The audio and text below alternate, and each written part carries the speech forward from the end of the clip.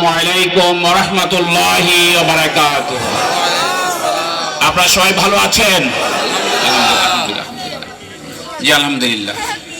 যেহেতু এখানে অমুসলিম ভাইরা আছেন, তাদের প্রতি আমার আন্তরিক শুভেচ্ছা, ভালোবাসা এবং অনেক অনেক অভিনন্দন। প্রথমেই অনেক বিষয় ছিল, সেগুলো বলা যাবে না, কয়েকটি বিষয় আপনাদের কাছে তুলে ধরতে চাই।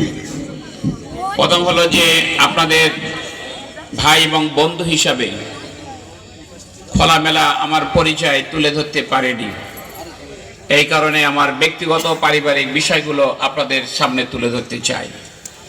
আমার নাম আবুল কালাম আজাদ, গ্রামের বাড়ি হলো কয়রা উপজেলা, কয়রা সদর ইউনিয়ন, 6 নম্বর কয়রা গ্রাম। আমার আব্বা আম্মা ইন্তেকাল করেছেন। আমরা 3 ভাই 5 বোন।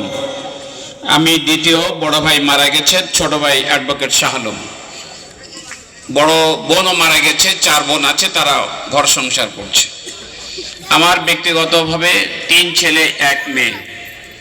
বড় ছেলে বিদেশ থেকে ইঞ্জিনিয়ার পাশ করে এসে ঢাকায় এখন চাকরি করছে। মেজ ছেলে MBA কমপ্লিট করে সে চট্টগ্রামে চাকরি করছে। ছোট ছেলে হাফেজে কোরআন, সরকারিভাবে স্কলারশিপ নিয়ে মিশর আল আজহার ইউনিভার্সিটিতে পড়তে গেছে। একটাই মাত্র মেয়ে, যে ম্যাথমেটিক্স অনার্স ফাইনাল পরীক্ষা দিয়েছে, বিবাহ দিয়েছি, জামাই মেয়ে ঢাকায় থাকে। পৈতৃক সূত্রে আমরা যে জমা জমি ভিটা বাড়ি পেয়েছি, আমরা 8 ভাই বোনের মধ্যে সেটা ভাগ করে দিচ্ছি, সেটা কয়রাতে আছে। এর চেয়ে বেশি কিছু আর পরিচয় নাই।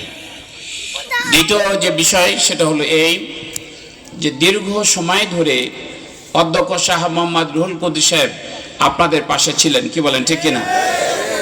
2 বার তিনি MP ছিলেন। আপনারা তাদের দেখেছেন, ভালোবেসেছেন এবং তিনি অত্যন্ত সততার সাথে দায়িত্ব পালন করেছেন, কি বলেন? তিনি 2008 সালে নির্বাচন করার পর শারীরিকভাবে অসুস্থ, এই কারণে 2012 সাল থেকে এই কয়রা পাইকগাছার জনপদে মানুষের সেবা করার জন্য আমাকে মনোনয়ন দিয়েছে বাংলাদেশের জামাত ইসলামী। মাঝখানে 3টা নির্বাচন গেছে, 2014, 2018 এবং 2024। 2014 সালে বিনা প্রতিদ্বন্দ্বিতা সারা বাংলাদেশে 154 জন MP হয়ে গেছে। ওটা কি MP বলা যাবে? 2018 সালে জোটের প্রার্থী আমি ছিলাম।